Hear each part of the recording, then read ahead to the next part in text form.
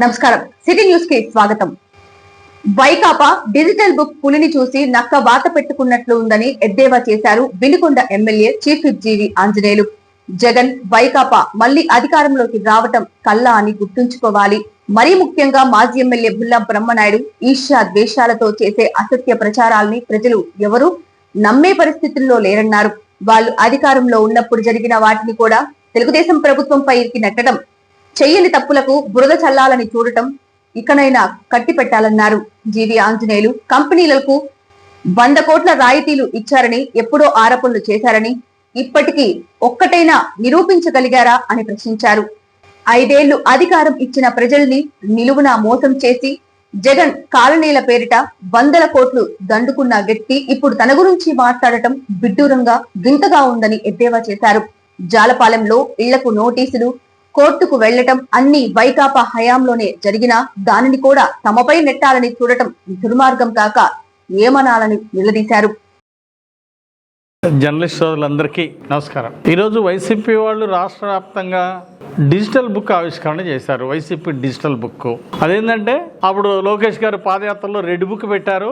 అప్పుడు అవినీతి పరుల్ని, అలాగే ఎవరైతే చిత్రహింసలు పెట్టారో, తెలుగుదేశం కార్యకర్తల మీద తప్పుడు కేసులు పెట్టారో అలాంటి వాళ్ళ పేర్లు తీసుకొని వాళ్ళ మీద తెలుగుదేశం అధికారంలోకి వచ్చినాక ఎన్డీఏ ప్రభుత్వం అధికారంలోకి వచ్చిన చర్యలు తీసుకున్నారని పులిని చూసి నక్క వాత పెట్టుకున్నట్టు ఈరోజు ఈ వైసీపీ డిజిటల్ బుక్ తెర మీద తీసుకొచ్చారు. ఇక్కడ బొల్లా బ్రహ్మనాయుడు ఆవిష్కరించాడు, అక్కడ జగన్మోహన్ రెడ్డి ఆవిష్కరించాడు. దేనికంటున్నా ఈ డిజిటల్ బుక్, ఈ వైసీపీ డిజిటల్ బుక్ బూజు పెట్టిపోవాల్సిందే. ఇక రానున్న 20 ఏళ్ళు 30 ఏళ్ళు 2047 దాకా రాసి పెట్టుకోండి, ఎన్డీఏ ప్రభుత్వం అధికారంలో ఉంటుంది. ధర్మ పరిపాలన జరిగిద్ది, రాష్ట్రం సర్వతోముఖాభివృద్ధి జరిగిద్ది, డబుల్ ఇంజన్ సర్కార్తో దూసుకుపోతాం. ఓ పక్క చంద్రబాబు గారు, మరో పక్క పవన్ కళ్యాణ్ గారు, అక్కడ మోడీ గారు. ఈ ఎన్డీఏ పాలనని ఈరోజు ప్రజలు కావాలనే మళ్ళీ గెలిపించుకున్నారు. 2019లో జరిగిన పొరపాటు ప్రజలు దాన్ని సరిదిద్దాలని ప్రజలు ఇచ్చిన తీర్పు ఇది. మీ ఒక్క అవకాశం అంటే ఒక్క అవకాశం ఇచ్చారు, మీరు కూడా ఆ ఒక్క అవకాశాన్ని ఎంతలాగా ఉపయోగించుకోవాలో, దుర్వినియోగం చేసుకోవాలో చేసుకున్నారు. ఆ ఒక్క అవకాశం మీరు దేనికి ఉపయోగించుకున్నారు? రాష్ట్రాన్ని లూటీ చేయడానికి ఉపయోగించుకున్నారు. బ్రాందీ విస్కీలతోటి జనాల ఆరోగ్యాన్ని సర్వనాశనం చేసి మీరు మాత్రం 1000 కోట్లు దండుకున్నారు. అందుకేగా మీరు ఉపయోగించుకుంది అధికారం. ఒక్క అవకాశం అంటే ప్రజల అవకాశం అధికారం ఇస్తే ఏం చేస్తారు మీరు? మీకు ఇంకే విధంగా అధికారం ఇస్తారు? ఈరోజు ఏం లేదు, మసిబుసి మారేడుగా చేస్తున్నారు. కార్యకర్తలు నీరు గారిపోతున్నారు ఎక్కడెక్కడ. అందువలన కార్యకర్తలు ఇంకా ఈసారి భవిష్యత్తులో మనం గెలిచే అవకాశం లేదు. జగన్మోహన్ రెడ్డి చేసిన తప్పులకి, చేసిన దుర్మార్గ పాలనకి, చేసిన వేధింపులు, మహిళల మీద అత్యాచారాలు, వేధింపులు, లా అండ్ ఆర్డర్ వ్యవస్థల్ని, మిగిలిన అనేక వ్యవస్థలను సర్వనాశనం చేశారు. ఎన్ని దుర్మార్గాలు చేశారు మీరు? ఇసుక దోపిడీ చేశారా? అసలు ఇంకా ప్రజల దగ్గరికి ఏ ముఖం పెట్టుకుని వస్తారు? మీరు ఏ విధంగా గెలుస్తారు మీరు? అసలు మీకు ఈసారి సింగిల్ డిజిట్ వస్తుందా? అసలు ఈసారి నెక్స్ట్ టైం ఈ 11 సీట్లు మీరు గెలవగలరా? ఈరోజు కార్యకర్తల్లో మీరు రెడ్ బుక్ పెడితే మేము కూడా ఇంకో పుస్తకం పెట్టుకుంటున్నాము డిజిటల్ బుక్ అని షో చేయటానికి, కార్యకర్తల్ని మభ్య పెట్టడానికి తప్ప మీరు చేసింది ఒరగబెట్టింది ఏంటి? అసలు మీకు ఈ గతి ఎందుకు వచ్చింది? 151 సీట్లు ప్రజలు మీకు ఇస్తే ఈరోజు 11 సీట్లకు ఎందుకు వచ్చారు మీరు? మీరు చేసిన దుర్మార్గాలకి ప్రజలు ఇచ్చినటువంటి తీర్పు ఇంకెప్పుడు తీర్పు అలాగే ఉంటుంది. 2019లో తండ్రి లేని బిడ్డని ఒక్క అవకాశం ఇవ్వమని చెప్పేసి జనాలు నువ్వు పాదయాత్ర చేసావు, జనాల్లోకి వెళ్ళావు. చంద్రబాబు గారు అభివృద్ధి చేసిన, ఎన్డీఏ పాలన నంబర్ 1గా చేసిన ప్రజలు సరే ఒక్క అవకాశం ఇద్దాం, చూద్దాం, ఆయన ఇంతకంటే ఏమైనా బాగా చేస్తాడేమని చేశారు, గెలిపించారు. మంచోడు అంటే మంతకంత కంతలు చేసినారు. ఇంకా మిమ్మల్ని ఏ విధంగా గెలిపిస్తారు ప్రజలు? అందుకని ఈ డిజిటల్ బుక్ బూజు పెట్టిపోద్ది.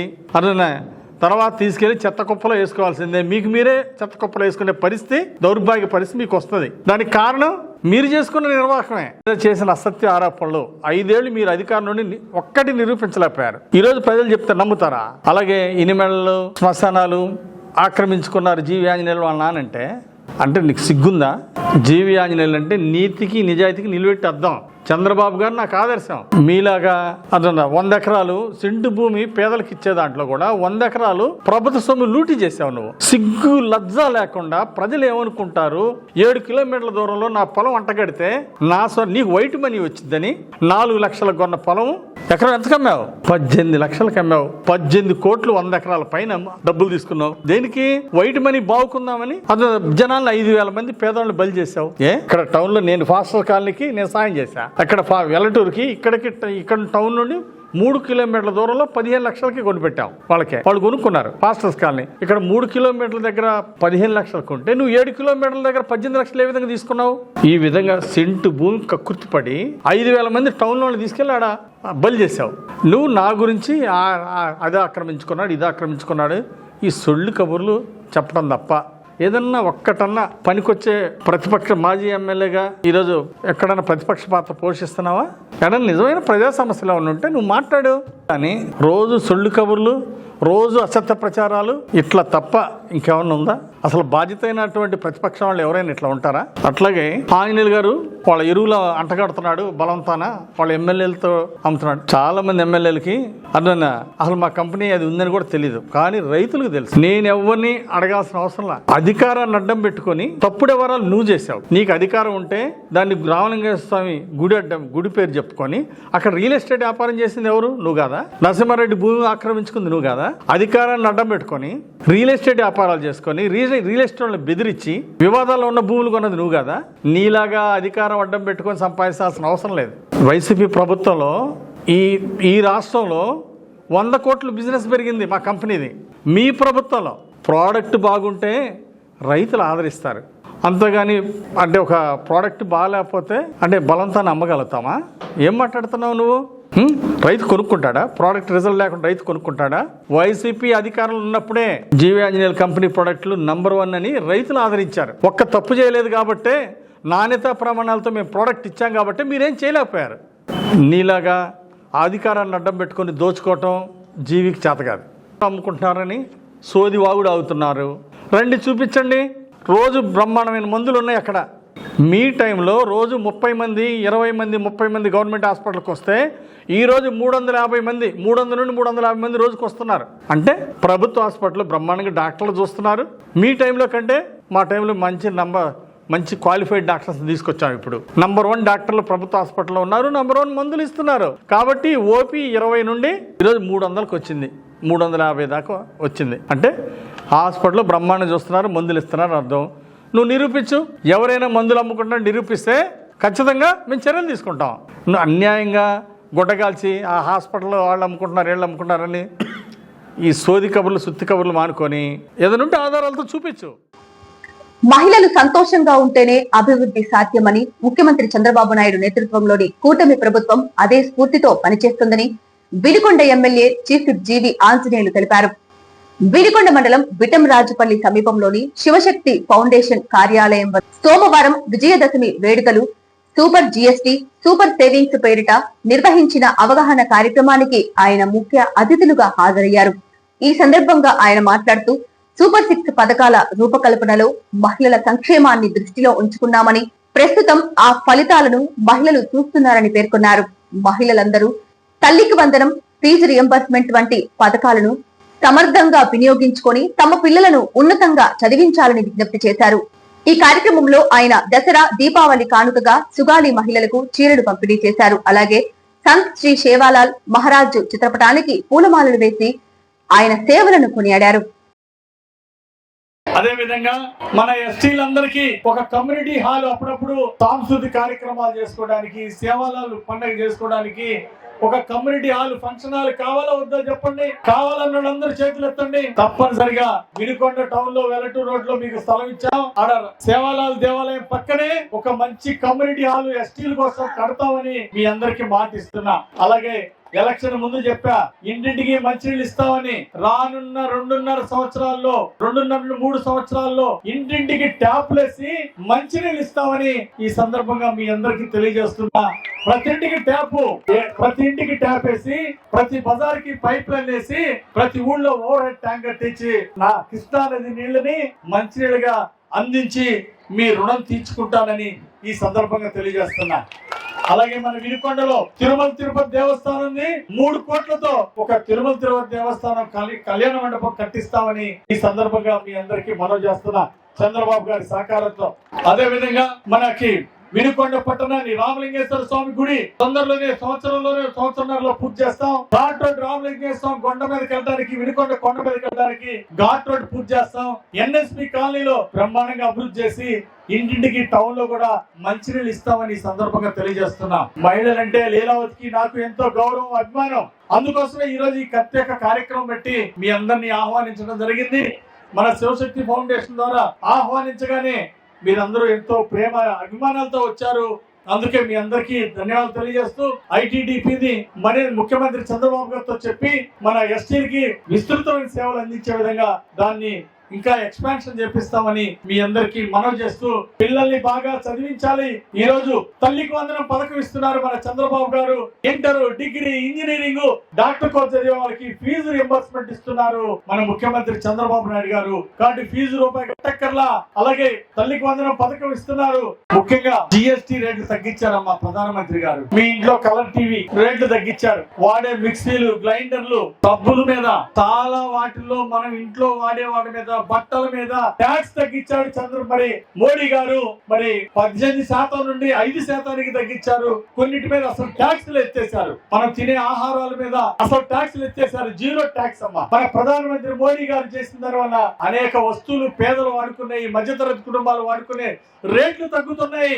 ఈ జిఎస్టీ తగ్గించినటువంటి మోడీ గారికి, రాష్ట్రంలో కూడా చక్కగా అమలు చేస్తున్న చంద్రబాబు గారికి, అక్కడ ప్రధానమంత్రి మోడీ గారికి ఒకసారి గట్టిగా చప్పట్లు కొట్టి జైలు పలకాన్ని కోరుతున్నా.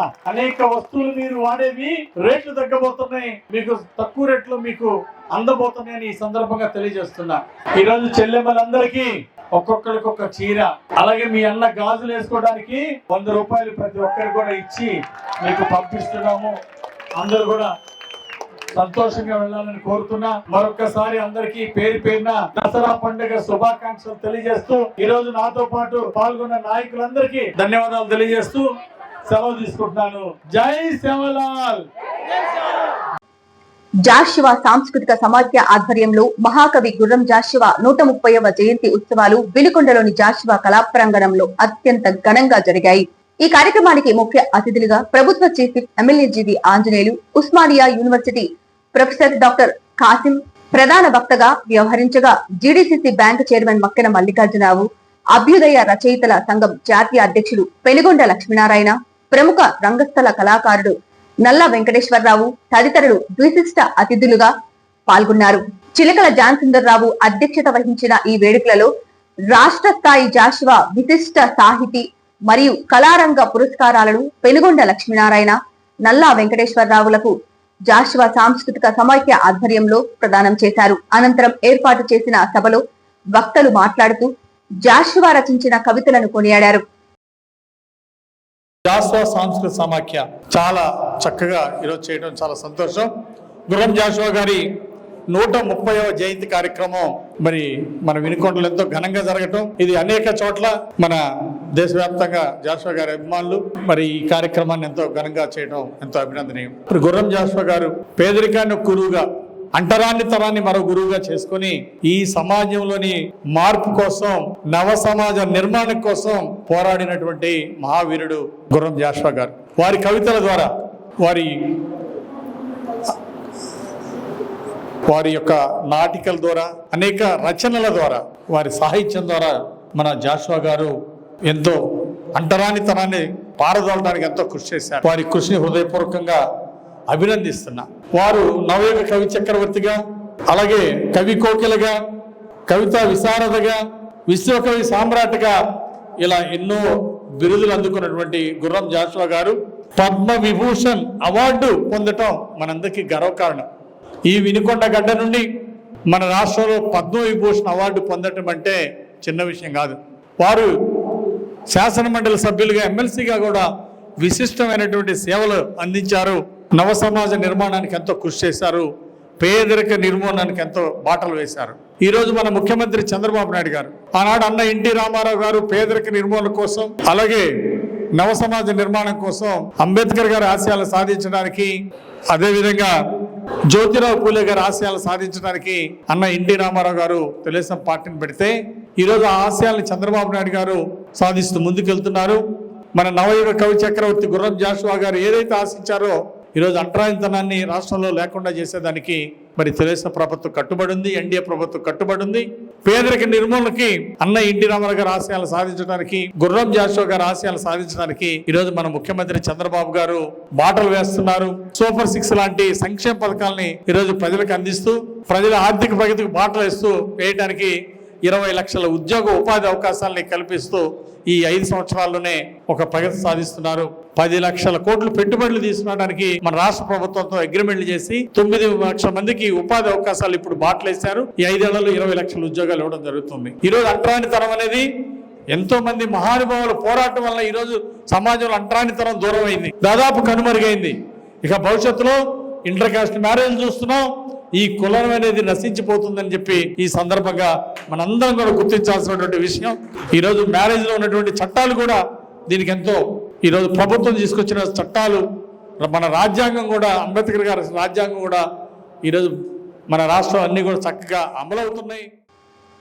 భారతీయ జనతా పార్టీ రాష్ట్ర అధ్యక్షులు పివిఎన్ మాధవ్ ఆదేశాల మేరకు పల్నాడు జిల్లా అధ్యక్షులు ఏలూరి శశికుమార్ అధ్యక్షతన విశ్వకవి గుర్రం జాషువా 130వ జయంతి వేడుకలను ఘనంగా నిర్వహించడం జరిగిందని పల్నాడు జిల్లా బీజేపీ కార్యదర్శి కట్టా సుబ్బారావు తెలియజేశారు. ముందుగా జాషువా జన్మస్థలం చాట్రగడ్డపాడు గ్రామంలో గుర్రం జాషువా విగ్రహానికి పాలాభిషేకం చేసి పూలదండలు వేసి ఘనంగా నివాళులు అర్పించిన అనంతరం వారి కుటుంబ సభ్యులను పరామర్శించారు. అనంతరం బిలికొండలో వై కన్వెన్షన్ కళ్యాణ మండపంలో కవులు, కళాకారులకు సన్మానం చేసి సత్కరించారు. అనంతరం గుర్రం జాషువా చిత్రపటం పల్లకిలో మంగళ వాయిద్యాలతో పట్టణంలో ఊరేగింపుగా నిర్వహించడం ఎంతో సంతోషంగా ఉందని ఆయన తెలియజేశారు. కార్యక్రమం అనంతరం నారిశెట్టి మహేష్, భాస్కర్, తిలక్, అప్పారావు ఆధ్వర్యంలో బైక్ ర్యాలీ నిర్వహించగా కార్యక్రమంలో జిల్లా అధ్యక్షులు ఏలూరి శశికుమార్, పల్నాడు జిల్లా ప్రధాన కార్యదర్శి కట్టా సుబ్బారావు, పల్నాడు జిల్లా ప్రధాన కార్యదర్శి శెట్టి హనుమంతరావు, పల్నాడు జిల్లా ఉపాధ్యక్షులు గౌడవర్తి సుజాత, పల్నాడు జిల్లా కార్యదర్శి జాన్ బాబు, వినుకొండ పట్టణ సేవా పక్వాడ ఇన్ఛార్జి గుడిపాటి చంద్రశేఖర్, పట్టణ అధ్యక్షులు కోట వెంకట సుధాకర్ తదితరులు పాల్గొన్నారు.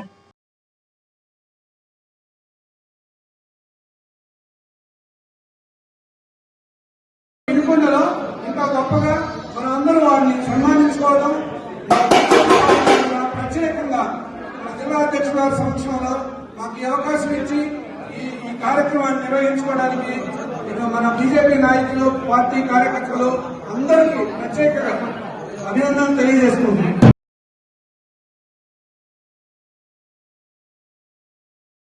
సిటీ న్యూస్ ఇంతటితో సమాప్తం. తిరిగి రేపటి సిటీ న్యూస్ లో మళ్ళీ కలుద్దాం. అంతవరకు సెలవు. నమస్కారం.